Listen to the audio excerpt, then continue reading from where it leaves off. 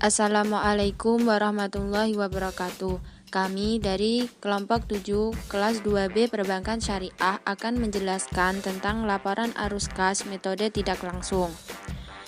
Pengertian laporan arus kas. Laporan arus kas adalah laporan keuangan yang isinya tentang penerimaan dan pengeluaran kas dalam waktu periode tertentu. Klasifikasi laporan arus kas.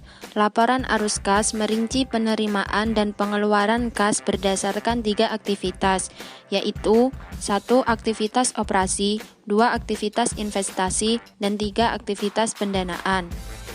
1. Aktivitas operasi. Aktivitas operasi adalah aktivitas penghasil utama pendapatan perusahaan atau principal revenue producing activities dan aktivitas lain yang bukan merupakan aktivitas investasi dan aktivitas pendanaan. Jumlah arus kas yang berasal dari aktivitas operasi merupakan indikator yang menentukan apakah dari operasinya perusahaan dapat menghasilkan arus kas yang cukup untuk melunasi pinjaman, memelihara kemampuan operasi perusahaan, membayar dividen, dan melakukan investasi baru tanpa mengandalkan pada sumber pendanaan dari luar. Arus kas dari aktivitas operasi dibagi menjadi 2, yaitu arus kas masuk dan arus kas keluar. Arus kas masuk meliputi dari penjualan barang atau jasa dan dari bunga dan dividen yang diperoleh. Sedangkan arus kas keluar meliputi pembayaran persediaan kepada pemasok, pembayaran gaji kepada karyawan, pembayaran pajak kepada pemerintah, pembayaran bunga kepada kreditur, dan pembayaran beban lainnya. Selanjutnya yaitu aktivitas investasi.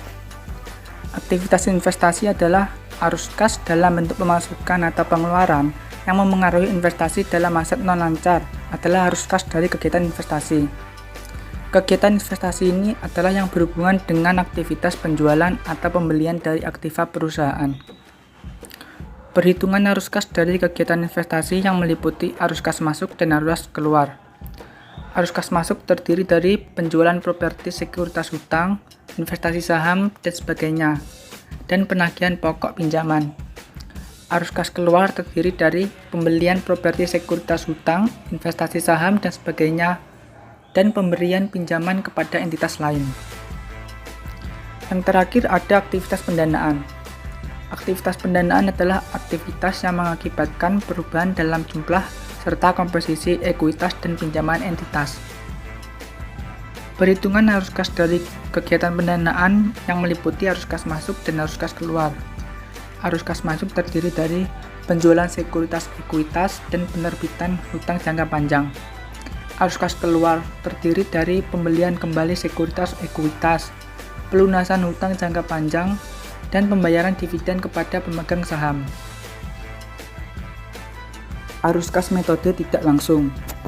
Metode tidak langsung adalah metode yang digunakan dalam menyusun laporan arus kas entitas yang melibatkan rekonsiliasi laba bersih menjadi arus kas bersih dari aktivitas operasi. Contoh langkah-langkah menyusun laporan arus kas menggunakan metode tidak langsung. Mempersiapkan laporan laba rugi pada perusahaan servis komputer untuk tahunnya berakhir 31 Desember 2020. Pendapatan 507.000, harga pokok penjualan 150.000, beban operasi yang tidak termasuk depresiasi 111.000, beban depresiasi 9.000, kerugian penjualan peralatan 3.000, beban bunga 42.000. Harga pokok penjualan sampai dengan beban bunga nantinya ditambah, yang hasilnya di sini Rp315.000. Kemudian pendapatan dan beban bunga bisa dikurangi, yang hasilnya di sini menjadi laba sebelum pajak dengan senilai Rp192.000 dan beban pajak penghasilan Rp47.000. Laba sebelum pajak dengan beban pajak penghasilan bisa dikurangi dengan hasil laba bersih senilai Rp145.000. Perusahaan servis komputer juga mempersiapkan laporan neraca periode berjalan selama 1 tahun dan neraca tahun sebelumnya. Pada periode 2019, total aset dan total lisabilitas dan ekuitas pemegang saham senilai Rp138.000. Sedangkan pada periode 2020, total aset dan total lisabilitas dan ekuitas pemegang saham senilai Rp396.000. Jadi, pada periode 2020 mengalami peningkatan. Informasi tambahan untuk tahun 2020. Perusahaan mengumumkan dan membayar dividen tunai senilai Rp29.000, menerbitkan obligasi jangka panjang senilai Rp110.000 dalam pertukaran langsung dengan tanah. Sebuah gedung seharga Rp120.000 dan peralatan seharga Rp25.000 dibeli secara tunai. Perusahaan menjual peralatan dengan nilai buku Rp7.000, biayanya Rp8.000 dikurangi akumulasi penyusutan Rp1.000 untuk kas Rp4.000. Menerbitkan saham biasa seharga Rp20.000 secara tunai. Beban penyusutan terdiri dari Rp6.000 untuk bangunan dan Rp3.000 untuk peralatan. Menentukan kas bersih yang disediakan atau digunakan oleh aktivitas operasi dengan mengubah laba bersih dari basis akrual menjadi basis kas. Penyesuaian umum terhadap pendapatan bersih. Tambahkan kembali biaya non-tunai, biaya depresiasi dan amortisasi. Kurangi keuntungan dan tambah kerugian, perubahan aset lancar dan kewajiban lancar. Beban depresiasi meskipun biaya penyusutan mengurangi laba bersih, namun tidak mengurangi kas. Depresiasi adalah biaya non-tunai. Perusahaan harus menambahkannya kembali ke laba bersih. Arus kas dari aktivitas operasi yang laba bersih senilai Rp145.000. Penyusutan laba bersih menjadi kas bersih yang disediakan dari aktivitas operasi. Di sini beban depresiasi senilai Rp9.000. Jadi kas bersih dari aktivitas operasi itu senilai Rp154.000, yang tadinya laba bersih ditambah dengan beban depresiasi. Kemudian memasukkan kerugian penjualan peralatan. Karena perusahaan melaporkan sebagai sumber kas di bagian aktivitas investasi, jumlah aktual kas yang diterima dari penjualan yaitu berupa kerugian penjualan ditambahkan ke laba bersih di bagian operasi, dan keuntungan dari penjualan yang dikurangkan dari laba bersih di bagian operasi. Kemudian menentukan perubahan pada rekening aset lancar non-kas.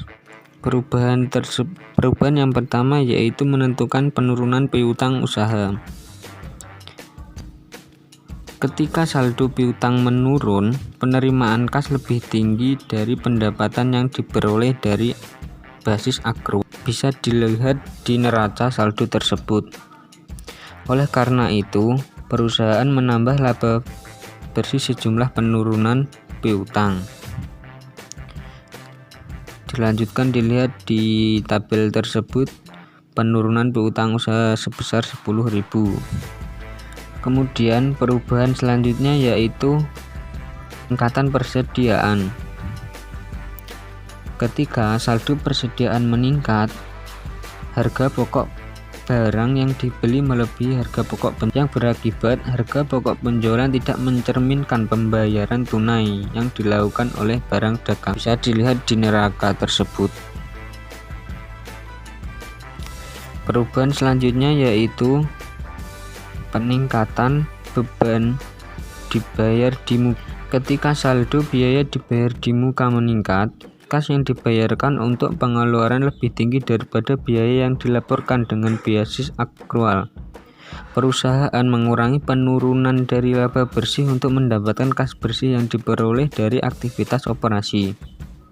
Jika biaya dibayar di muka menurun, biaya yang dilaporkan lebih tinggi dari biaya yang dibayar. Bisa dilihat di tabel tersebut.